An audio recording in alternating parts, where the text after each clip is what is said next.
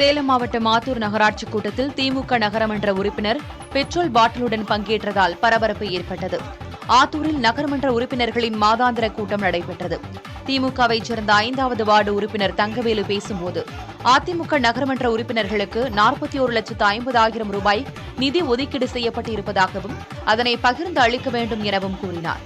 திடீரென இது தொடர்பான தீர்மானத்தை நிறைவேற்றாவிட்டால் தீக்குளிப்பேன் என கூறி பாட்டிலில் கொண்டு வந்திருந்த பெட்ரோலை தன் மீது ஊற்றிக்கொள்ள முயன்றார். இதை பார்த்த சக நகரமன்ற உறுப்பினர்கள் தங்கவேலுவை தடுத்து நிறுத்தினர்.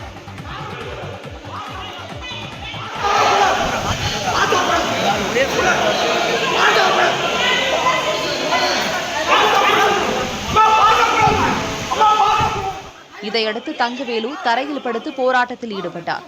கூட்டத்தில் தீர்மானங்கள் வாசிக்கப்பட்டு வந்த நிலையில் அவற்றை நிறைவேற்ற விடாமல் அதிகாரிகளுடன் வாக்குவாதத்தில் ஈடுபட்டார்.